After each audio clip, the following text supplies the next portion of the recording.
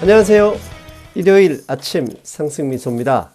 지난주 미국의 옵션 만기일, 그 다음에 애플의 고점 대비 22% 하락, 빅테크 기술주가 주도하고 있는 최근 나스닥 지수의 조정, 도대체 언제까지 조정을 할 것인지, 다음 주는 어떻게, 어느 변수가 우리를 기다리고 있을지 토마스 류 선생님 바로 연결하겠습니다. 안녕하세요. 토마스 류 선생님. 네, 안녕하세요.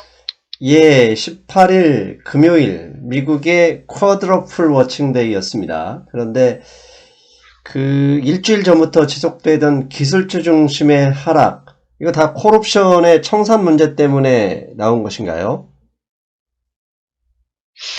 네, 그럴 수도 있죠. 네, 그럴 수도 있고, 제가 지난 방송에서, 말씀드렸던가 아니면은 저희 고객방에서 말씀드렸는지, 하여튼 수요일 날 폼씨 그 발표 후에 그때 증시가 반짝할 수도 있지만은 어쨌거나 수요일 오후 장부터는 증시가 급락할 수 있다. 이렇게 이제 말씀을 드렸었는데, 진짜로 폼씨 그 이후에 한 3시 경에 이제 그 파월 의장이 기자회견이 끝났거든요. 예. 그 파월 의장의 기자회견이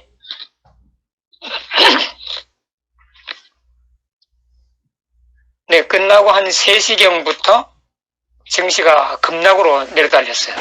예. 그래서 저는 이제 지난주도 말씀드렸죠. 제가 이번 미국의 금요일이 선물 옵션 만기일이기 때문에 증시가 아주 극심한 변동성을 보일 것이다.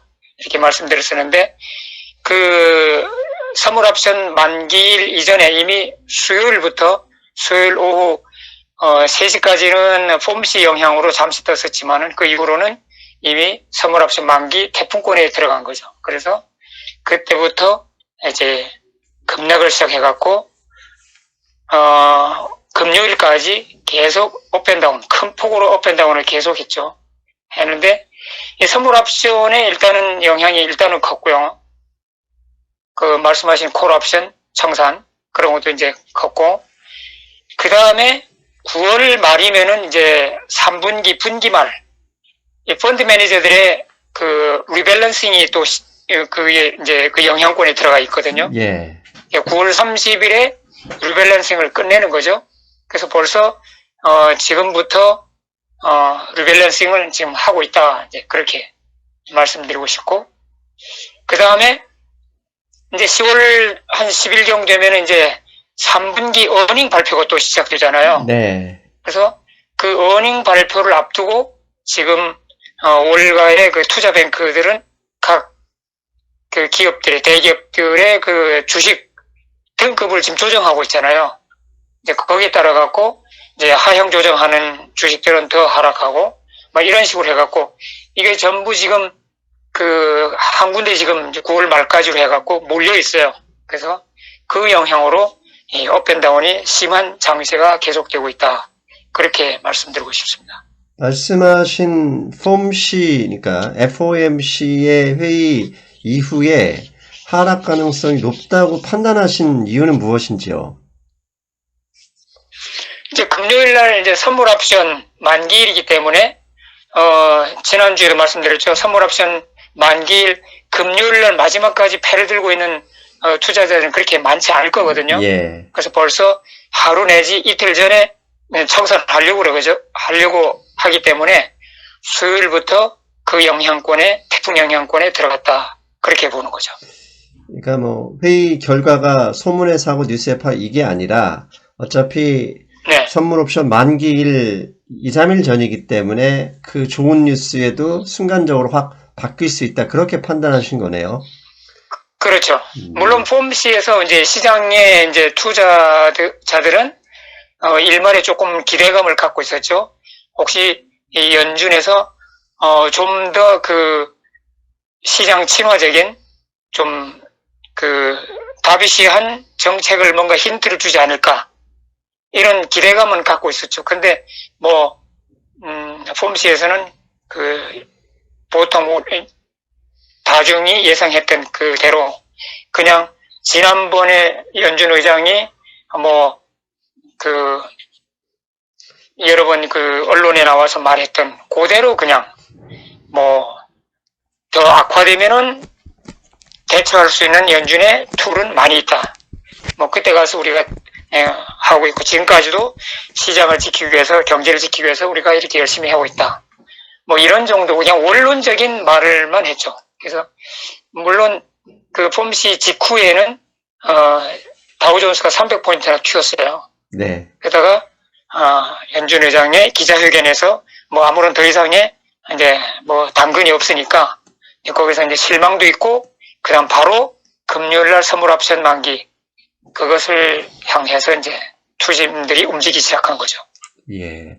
사실 이번 폼시에서 나온 이야기는 지난 8월 23일인가요? 그때 잭슨홀 그 온라인 스피치에서 나온 얘기와 차이가 없었죠. 네, 제 탕이에요. 예. 알겠습니다. 그리고 지난주에 이제 우리가 좀 더 관심을 가져야 될 게, 나스닥 지수, 즉, 빅테크 주식이 견인하면서 하락하고 있습니다. 워낙 이제 시장의 비중이 높기도 하고, 그 빅테크가 올라가면 지수 전체가 3대 지수가 따라 올라가고, 반대로 하락하면 3대 지수가 하락하고 있는데, 이렇게 가만히 보면 이제 나스닥 그 지수도 50일 이동평균선 밑으로 하락했고, S&P 500 지수도 금요일 보면 이제 50일 이동평균선 밑으로 하락했습니다. 다만 그나마 나은 게 다우 지수는 이제 이 빅테크 영향이 그나마 상대적으로 적어서 아직 이동평균선 위에 있는데 나스닥과 S&P 500 지수의 50일 이동평균선 밑으로 하향, 이건 추가적인 하락이 나올 수도 있다라고 우리가 대비해야 하는 신호가 되는 건가요? 일단 차트만 보면은 충분히 그럴 수 있습니다. 네. 우리가 이제 보통 이제 차트 분석할 때 그 하락 조정 그 차트를 그려갈 때 일단은 A파가 먼저 시작되거든요. 예. 그 다음에 약간 이제 되돌림의 B파가 이제 시작되고 그 다음에 다시 하락에 이제 C파가 시작되는데 이론상 A파와 C파의 길이는 같다고 보거든요. 네. 그래서 지금 초반에 A파는 끝났고요. 지금 B파가 수평으로 이렇게 횡보하면서 약간 되돌리면 가다가 지금 그 B파가 지금 그 B파의 하단권을 살짝 하향 돌파했어요. 그래서 제가 볼 때는 일단은 C파가 시작됐다고 보거든요.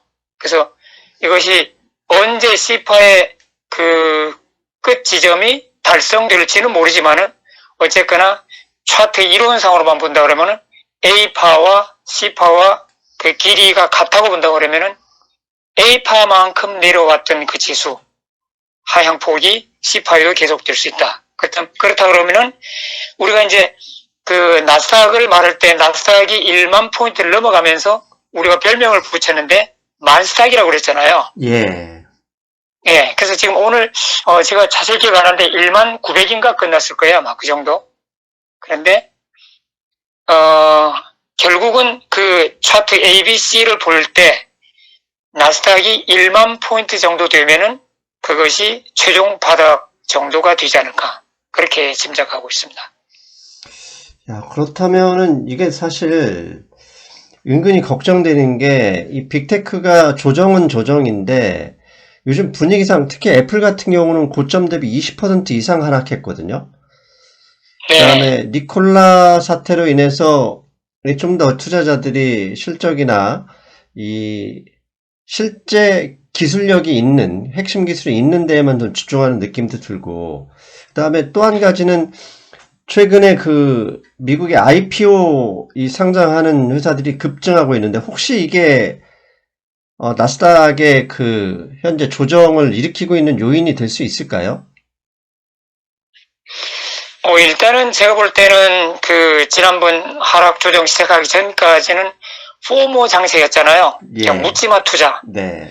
이제 그러다가 지금은 이제 냉정을 찾은 거죠.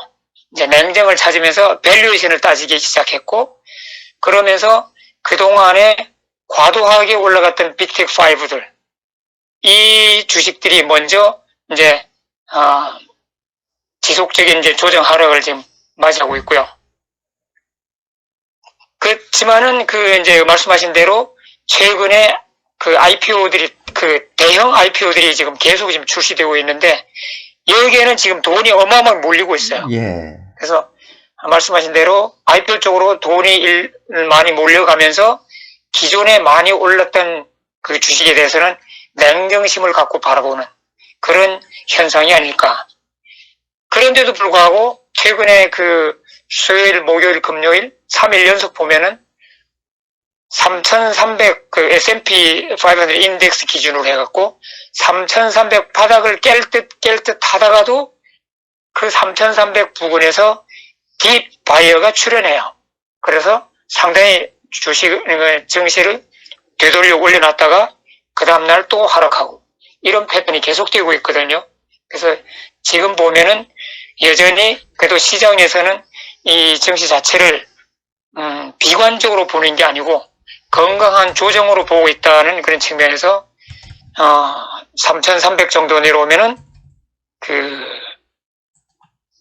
박인 바이어들, 딥 바이어들이 출현해서 증시를 어느 정도 다시 끌어올리는 그런 개보기 때문에 차트상 ABC 파동이 반드시 이루어진다고 보장할 수 없거든요.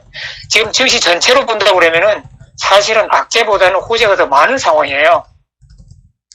네. 지금 그래서 미국 대통령 선거 레이스라든가 결과 불투명이 지금 시장을 꽉 누르고 있는 현상이지만은 그래도 미국 하나만 보면은 코로나가 지금 거의 진정돼 있고 백신은 뭐 10월달 나오느냐 11월 나오느냐 이런 지금 한참 그렇게 백신이 곧 나올 듯한 그런 상황이기 때문에 그 다음에 비즈니스들도 리오프닝을 계속하고 있고 또 미국 경제의 지표들도 하나하나 보면은 그렇게 그래도 슬로우하지만은 조금씩 향상돼 가고 있거든요.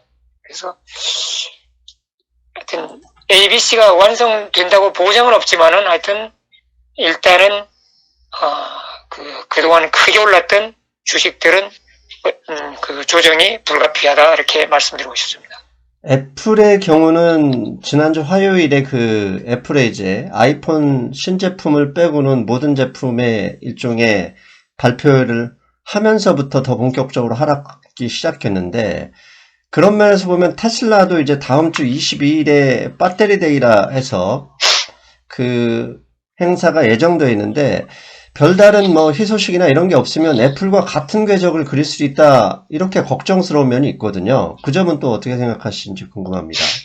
그렇죠. 사실 테슬라의 배터리 데이 기대감으로 해서 사실 테슬라 하나만큼은 지금 큰 조정 없이 지금 계속 고공에 떠 있거든요. 네.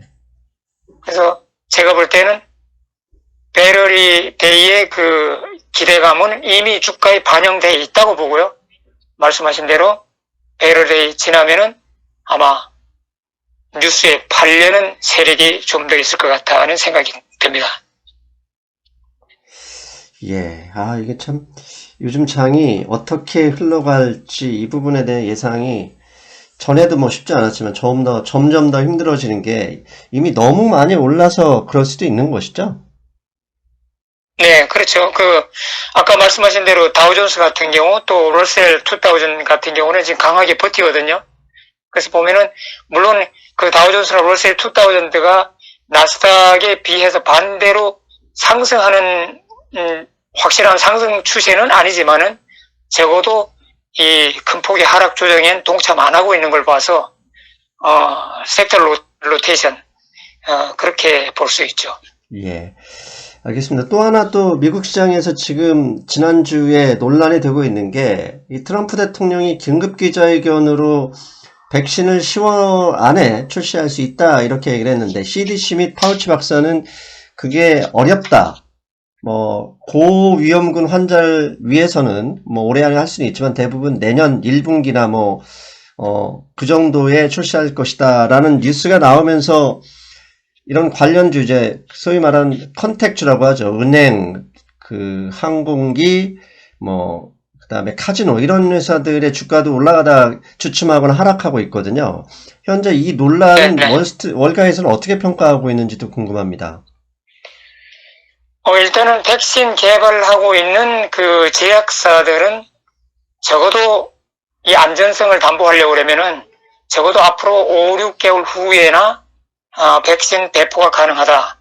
이렇게 주장하고 있는데 비해서 트럼프 대통령은 좀 정치적 목적을 달성하기 위해서 아니다. 3, 4주 이내. 그러니까 즉 10월 말 전에 백신이 시장에 병원에 배포될 것이다. 나를 믿어라. 뭐 이런 식으로 지금 밀어붙이고 있거든요. 그래서 그 미국의 FDA가 그 식품이나 그 의약품의 안전성을 그 심사하는 데잖아요. 예.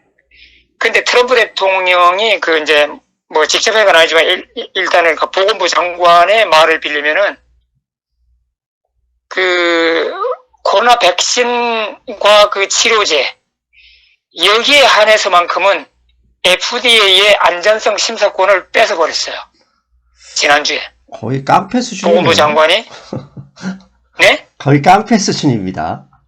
예. 보건부 장관이 FDA는 더 이상 백신과 치료제에 관해서 안전 그 심사권 이것을 더 이상 행하지 말고 그것은 전적으로 보건복지부가 하겠다. 이제 미국의 보건부 거기가 하겠다. 이제 이렇게 했거든요. 이거는 즉 트럼프 대통령이 10월 말 전에 백신 출시를 밀어붙이는 그 결국 같은 이 공동작전이거든요. 이게. 예. 그래서 그 오늘 보니까 이제 그 CDC 하여튼 그 헤드 총장이라고 그러나요?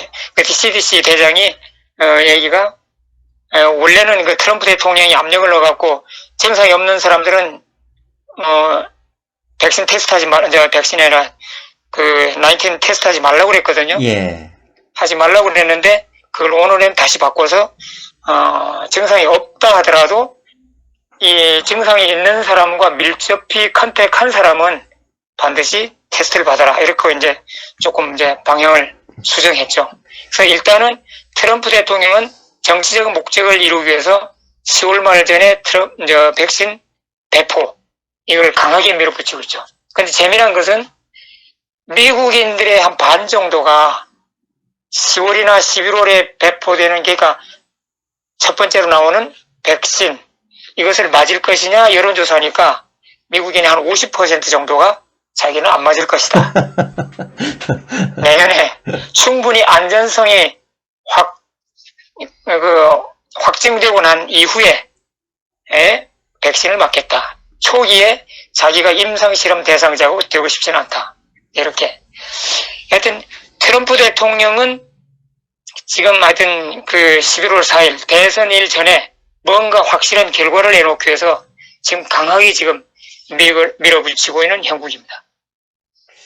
그리고 그런 면에서 보면 사실 확진자와 접촉을 했던 사람들 뭐 발열이 있든 없든 가능성이 있는 이 가망 확진자들에 대해서 진단을 실시하는 건 한국 방식이고 지금까지 미국은 이런 방식이 아니었는데 이제 당장 다음 주부터 한국 방식대로 감염자와 접촉했던 사람들을 진단을 하겠다라는 얘기는 미국에서 다음 주부터 확진자가 더 많이 늘어날 수도 있는 거 아닌가요? 뭐 그럴 수도 있죠. 사실은 제 주변에 보면은 뭐 자기 몸에 조금 이상이 있거나 뭐 이런 사람들이 테스트하러 가는 거지 아무 증상 없고 또 가족끼리 이렇게 외부 접촉 없이 잘 이렇게 지내고 있는 사람들은 자진해서 테스트하러 가는 사람은 거의 없거든요. 그래서 그러나 이제 뭐 직장이나 사회활동하는 그런 사람들은 이제 정부에서 그 강제적으로 테스트를 시킬 수가 있죠. 그래서 테스트가 늘어나면은 확진자 수도 더 늘어날 수 있고. 예. 근데 하여튼 지금 증시를 중심으로 이제 그 19을 바라볼 때는 증시에서는 더 이상 이 확진자 몇 명 있냐, 사망이 몇 명 발생했냐, 이것은 증시에 전혀 지금 영향을 못 주고 있어요. 예. 지금 백신이 나온다. 이것은 지금 상당히 지금 영향을 주고 있습니다만은 코로나 확진자 수 이거는 더 이상 뉴스거리가 아니다. 이렇게 말씀드리고 싶습니다. 예. 뭐 추가적으로 더 나온다고 해서 락다운이나 이런 것을 할 정치적 부담을 질 행위는 없을 것이다라고 이미 판단하는 것 같아요, 시장은. 네, 그래서 말씀하신 아까 그 에피센터 주식들의 최근에 조금 주춤했던 게 제가 볼 때는 그래요. 지금 그 미국 남부 어느 일부주 또 미국 뉴욕의 그 학교 예. 그거를 오픈했는데 결과가 확진자가 확산됐어요. 그래서 다시 취소했거든요. 그래서 지금 방역 당국의 그 책임자들 하는 말은 자, 이 봐라. 지금 너무 급히 리오프닝 하면 안 된다. 학교나 직장이나 우리가 소셜 디스턴싱을 계속 지속해야 되는 거지. 지금 확진자가 줄어들고 있는 상황이라 해서 마음 놓고 우리가 소셜 디스턴싱을 무시해서는 안 되고 학교 대면 수업 해서도 안 되고 이것을 우리가 좀 더 시간을 두고 봐야 된다. 그래서 미국에 이제 그 대면 수업을 했던 그 초중 뭐 대학교 뭐 이런 학교에서 확진자가 급격히 증가했거든요. 그래서 뉴욕시에서도 대면 수업을 연기를 했어요. 그래서 이런 것이 최근에 그 에피센터 주식들의 약간 주춤한 그런 거와 관련이 있지 않을까 그렇게 제가 생각하고 있습니다. 예. 그리고 또 하나 이제 지난주에 본 트럼프 대통령이 민주당을 비난하면서 트윗을 통해서 공화당에 웬만하면 좀 양보해서 이 추가 부양책을 진행을 하자는 투로 말씀을 하셨거든요. 이 네네. 스티뮬러스 패키지라고 하는 부양책 이번 주에는 타결이 가능할 것 같습니까? 어떻습니까? 일단 결론적으로 말씀드리면은 합의할 가능성이 상당히 높아졌다. 이렇게 말씀드리고 싶습니다. 왜냐하면은 말씀하신 대로 지난번에 그 공화당 상원에서 500빌리언 달러 그 스키니 패키지 밀어붙였다가 아주 예. 망신당했잖아요. 예. 이제 그러고 나서 민주당에서는 그래도 우리가 이 당초 3.3 트릴리언 달러 이 패키지 안에서 양보를 해갖고 조금 내려올 테니까 공화당은 조금 더 증액시켜라 이런데 공화당은 요지부동이었죠. 네. 근데 최근에 증시가 계속 하락하면서 가장 속타는 게 트럼프 대통령일 거라고요. 네. 경제, 증시 상승을 자기 제1 치적으로 삼고 대선 그 홍보에 열을 올렸던 트럼프 대통령이 최근에 증시가 계속 하락하니까 이제 공화당 쪽에다가 우리 당초 아닌 1.1 트릴리언 달러에서 조금 더 증액해갖고 한번 협상해보자. 이제 이랬는데 아직은 공화당에서 일부 한 반반 정도는 좀 시큰둥한 입장이죠. 근데 민주당에서는 이제 2.2 트릴리언 달러까지 내려왔어요. 그래서 트럼프 대통령이 오늘인가 어젠가 1.5 트릴리언 달러면은 자기는 오케이다. 이렇게 했어요. 그래서 그러면 결국 2.2 트릴리언 달러, 1.5 트릴리언 달러 이 갭이 상당히 가까워졌어요. 예. 그렇다 그러면은 이 중간선에서 한 2 트릴리언 달러 아니면 1.8 트릴리언 달러 그 정도면은 뭐 합의가 될 수 있죠. 그래서 지금 급한 거는 트럼프 대통령이고 조금 느긋한 건 민주당이거든요. 민주당은 사실은 속마음은 그럴 거예요. 이걸 질질 끌어갖고 증시를 더 하락시키면은 자기들한테 반사 이익이 될 것이다. 아마 그런 계산을 할 것입니다. 그렇지만은 그래도 겉으로는 국민을 위해서 마지막까지 최선을 다하고 국민을 진정 더 유하는 것은 민주당이다. 이제 이것을 보여주고 싶기 때문에 트럼프 대통령이 1.5에서 조금 더 올리면은 합의가 충분히 가능하다. 그렇게 보고 있습니다. 그래서 이번 주말이 될지 하여튼 다음 주가 될지 합의가 상당히 임박했다. 저는 그렇게 좀 느낌을 받고 있어요. 예. 그러면은 이것이 증시에 상당히 호재로 작용할 수 있죠. 지난주에 리테일 세일, 소매 매출도 예상보다 떨어졌거든요. 특히 뭐 자동차나 이런 거 필수 소비재를 빼면은 더 많이 예상치보다 떨어졌는데 이것도 결국은 네. 부양책이 사라지면서 저축을 떨어쓰는 것 때문에 소비가 감소하고 있는 그런 위험을 반영하고 있는 것이겠죠? 그렇죠. 그 600달러 추가, 그 실업수당이 끊기면서 일반 그 서민들의 소비가 약간 줄어드는. 그래서, 그러나 하여튼 그 월가에서는 좀 걱정했잖아요. 이게 많이 줄어들 것이다. 줄어들면 어떡하나 이렇게 걱정을 했는데 사실 그 소비자의 그 지수를 보면은 약간 하회한 수치가 나와서 조금 안도를 했죠. 근데, 이 지금 민주당의 그 2.2트릴리언 달러 그 안에는 지금 전에처럼 600달러 주는 그게 안이 포함되어 있거든요. 그래서 어떻게 하든지 다시 600달러가 부활할 수도 있다. 그렇게 저는 보고 있습니다. 예. 그리고 이왕 트럼프 대통령이 나왔으니 이제 대선 레이스가 채 6주가 남지 않았습니다. 11월 3일이 투표일인데 이 대선 레이스 투표일이 가까워지면서 이 증시에도 이 트럼프와 바이든 이 두 후보 간의 레이스 관련해서 증시에서도 좀 흐름이 이걸 주목해야 되는 것도 있지 않을까요? 네. 일단 결론적으로 말씀드리면은 바이든 후보가 대통령 된다 그러면은 사실 증시에는 크게 득될 게 없습니다. 그죠? 물론 당선되자마자 바로 기업 법인세 인상하고 뭐 캐피탈 게인 텍스 인상하고 그러진 않겠지만은 그래도 그 안에 바이든 대통령과 그 밑에 개혁적인 그 생각을 갖고 있는 사람들이 결국은 그런 법안을 밀어붙일 거거든요. 그래서 지금 현재 증시가 바라보는 거는 바이든 대통령이 되면은 증시에 덕이 될 건 없지만은 그러나 트럼프 대통령이 재선된다 그러면은 증시에는 분명히 호재거든요.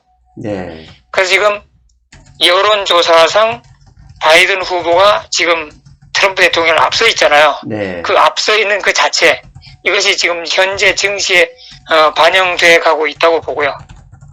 그러나 저는 9월 29일 날에 이제 대선 1차 토론회가 있습니다. 근데 저는 9월 29일 날을 기점으로 해서 트럼프 대통령이 여론조사에서 앞설 수 있다. 그런 예상도 하고 있습니다. 그 왜 그러냐 그러면은 트럼프 대통령은 뭐 다 알다시피 달변가예요. 보통 그 각국의 그 정상들은 뭐 대중연설할 때 그 프롬프터 그거 쓰잖아요. 예. 그 자막 그 화면을 보고 이제 하잖아요. 트럼프 대통령은 뭐 의회 연설이나 공식적인 그런 거 외에는 거의 원고도 안 보고 그냥 즉석으로 직접 대화하는 그런 분이거든요. 그래서 지금까지 4년 동안 국정을 이끌어 오면서 갖고 있던 풍부한 그 국제적인 국내외적인 그 충분한 그 데이터, 그 다음에 안목 이런 걸로 말이 조금 어눌한 바이든 후보를 엄청 그 코너로 몰 수 있다. 저는 그렇게 보고 그렇다 그러면 시청자들이 볼 때 일단 말이 어눌하면 점수를 많이 잃어요. 네. 어디든 어느 나라 대통령 뭐 대선 토론이든지 말을 잘해야지 일단 점수를 얻거든요. 그래서 29일 날에 대선 토론이 시작되면은 트럼프 대통령의 일방적인 승리로 끝날 것이다. 저는 그렇게 보고 그 9월 29일 기점으로 해서 트럼프 대통령이 여론조사에서 바짝 추격하거나 앞선다. 그러면은 9월 말 이후에는 증시가 상승으로 돌아설 수 있지 않겠는가. 이제 그런 일단 예상을 하고요.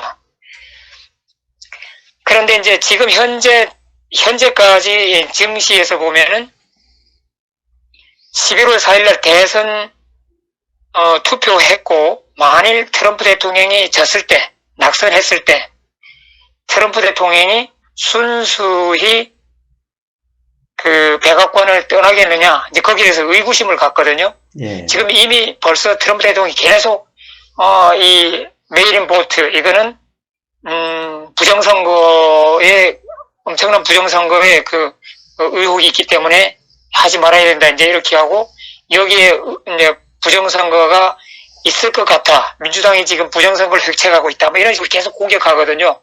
지금 그거는 대선 있고 결과가 나왔을 때 거기에 결과에 승복을 안 하겠다는 것을 이미 포석을 깔고 있다고 저는 보고요. 그래서 지금 증시에서는 그 S&P 500 인덱스의 그 콜옵션을 볼 때 지금 11월 4일 거기에는 상당히 증시가 하락하는데 하방에다가 이제 옵션을 걸고 있고요. 예. 그 다음에 증시 공포지수 VIX 있잖아요. 네. 그것이 증시가 아무리 고공으로 이번 하락 조정하기 전에도 아무리 고공으로 달려도 VIX가 안 내려와요. 지금 25, 35 그 안에서 왔다 갔다 하면서 안 내려오는 거죠. 그래서 증시의 그 장기 투자자들은 11월 4일 그 이후까지도 대비하고 있다는 거 하죠. 지난번에 그 엘고하고 누가 오바마인가요? 예. 하여튼 누가 그 했을 때 그 재판까지 가갖고 승부가 나왔잖아요. 그래서 이번에도 부시하고 엘고죠 그 당시에. 예. 예. 그래서 이번에도 만일 그 바이든하고 그 트럼프 대선 결과가 나와서 트럼프가 졌지만은 그래도 트럼프가 소송을 제기할 수 있거든요. 예. 어느 스테이트에서는 다시 재검표를 해야 된다. 법원에다가 재검표 소송을 걸 수 있는데 그 각 주에서 대선 결과를 최종 보고해야 할 그 의무를 지켜야 하는 그 날이 12월 8일이라고 그래요. 예. 그래서 지금 월가 일부 좀 비관론자들은 어쩌면은 대선 결과의 불투명 이것이 12월 8일까지도 연장할 수 있다. 그래서 올해 증시는 그때까지 계속 눌림목에 있다가 12월 8일 이후에나 급등할 수 있다. 이제 그때 되면은 누가 당선돼도 이제 눌려있던 증시가 급등할 수 있죠. 그래서 일부 이 월가의 비관론자들은 대선 결과 불투명.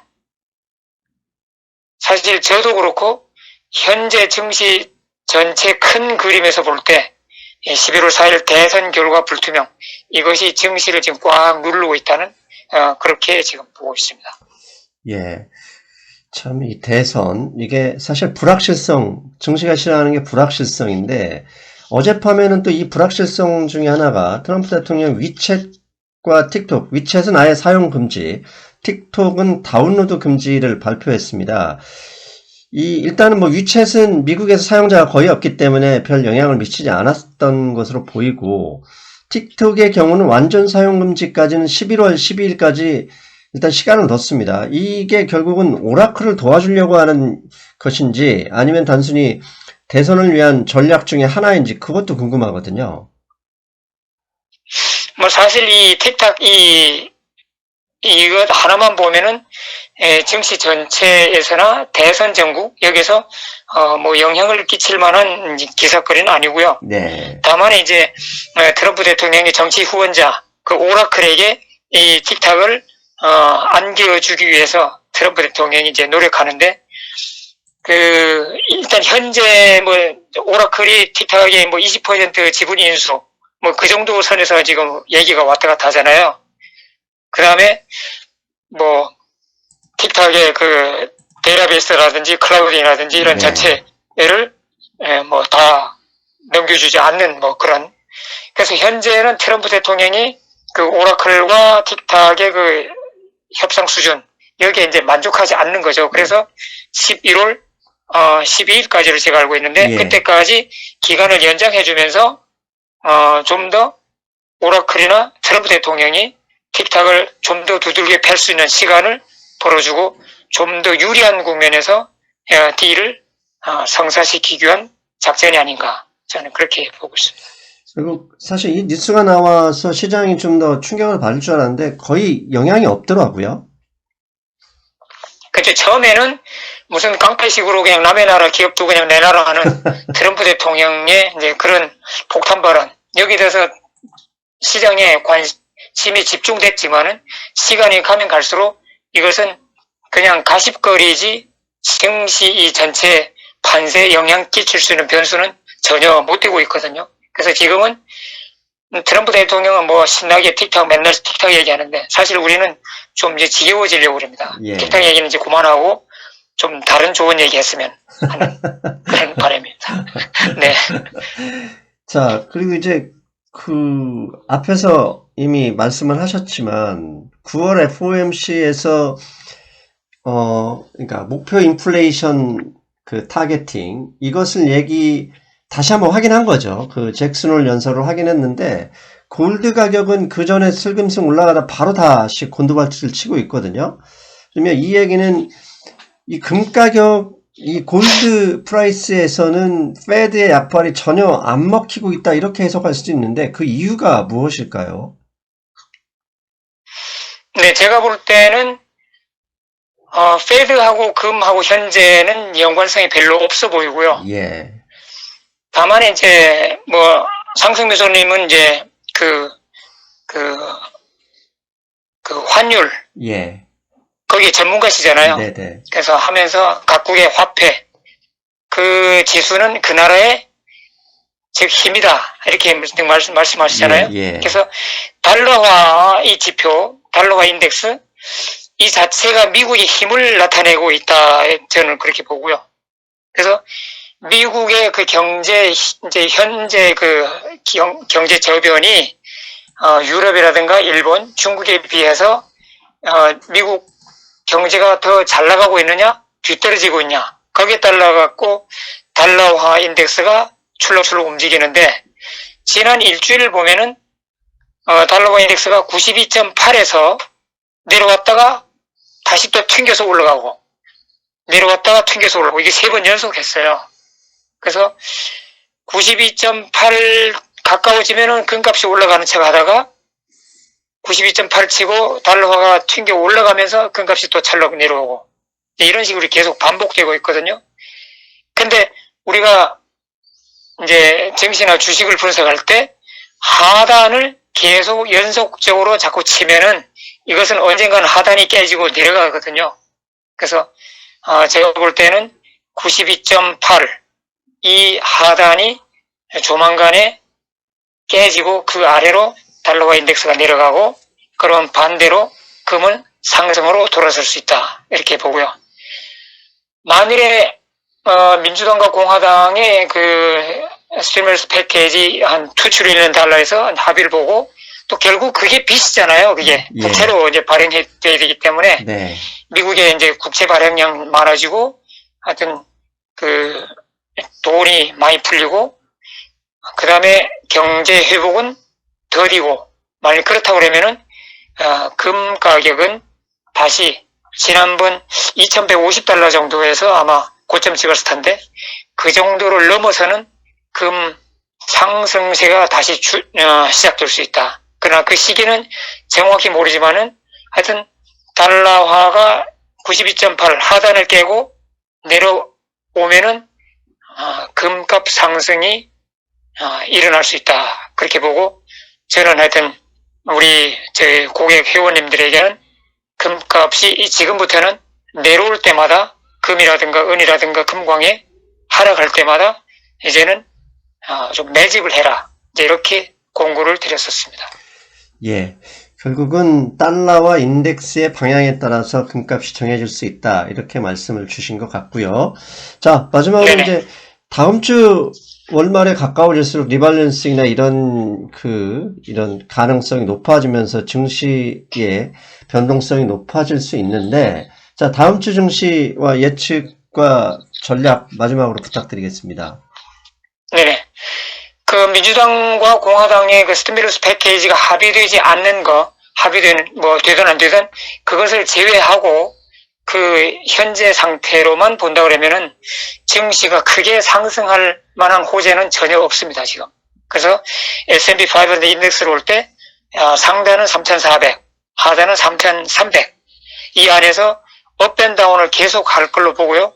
그러나 어느 날 3,300도 깨지고 3,200까지도 하락할 수 있다. 저는 그게 어쩌면은 다음 주에 이루어질 수도 있다. 그러나 항상 민주당과 공화당의 스티뮬러스 패키지 합의, 이것은 항상 우리가 촉각을 곤두세우고 있어야 됩니다. 이것이 합의된다 그러면은 진짜 한 3,500까지도 칠 수 있거든요. 그래서 지극히 지금 조심스러운 상태에서 그래 캐시 한 50% 정도 유지하면서 초우량주, 지금은 그냥 우량주, 잡주에 지금 베팅할 시기가 아니거든요. 그래서 초우량주. 거기에 우리가 지극히 보수적으로 임해야 된다. 그렇게 말씀드리고 싶습니다. 한마디로 최근에 그 나스닥이 조정이 한 10% 정도 되고 있는데 사실 조정이 있어야 더 올라갈 수 있잖아요. 그렇죠. 조정이 없이 계속 올라가기만 하는 것 자체는 그 폭락을 위한 전초전이고 사실 최근에 10% 정도의 조정은 사실 건강한 조정이다 이렇게 봐야 되는 거 아닌가요? 네네. 그래서 S&P 500 인덱스나 나스닥 지수의 조정, 아까도 말씀드렸지만 ABC 파동을 그릴 수가 있지만은, 그러나 초우량주 있잖아요. 빅테이크5라든지, 예. 뭐, 엔비디아라든지, 하여튼 기타 초우량주들은 그 지수와 동반 같은 비율로 하락하지는 않거든요. 예. 어느 정도까지만 하락하면 그 다음에는 왜냐면 이 빅테크들의 그 내재 가치가 있기 때문에 더 이상 하락 안 할 수 있어요. 그래서 저는 지수는 더 하락할 여지가 있지만은 이 빅테크5는 크게 더 하락할 여지는 없다. 이제 이렇게 보고 빅테크5는 거의 바닥에 왔다. 저는 그렇게 보고 지금부터라도 하락할 때마다 빅테크5 같은 거는 좀 매집할 필요가 있다. 이렇게 말씀드리고 싶습니다. 예. 결국은 좋은 주식이 올라가고 내려감으로써 전체 지수가 올라가고 내려가고 하고 있는 상황인데, 선생님 의견은 이제 10%, 애플 같은 경우는 고점 대비 22%니까 아무리 그 액면 분할 그 부분을 감안한다 하더라도 이 정도면 대충 마무리가 될 것이다. 이렇게 생각하시는 거네요. 그렇죠. 네. 알겠습니다. 선생님 오늘도 좋은 말씀 감사드리고요. 저희는 다음 주에 뵙겠습니다. 네, 수고하셨습니다. 안녕히 계세요. 잘 들으셨어요? 네. 내일 월요일은 최근에 여러 가지 이슈들이 증시에 부정적인 환경을 제공하는 몇 가지 이슈들이 있습니다. 기관의 매도 지난주 목요일에 방송을 했었죠. 그다음에 3억 대주주 요건 기획재정부죠. 기재부가 밀어붙일 가능성. 그다음에 미국의 토마스 선생님 말씀하신 이 대선 불복 가능성까지 몇 가지 시장을 억누르게 되는 그 변수들을 좀 점검해 봐야겠습니다. 월요일에 뵙겠습니다. 여러분 안녕.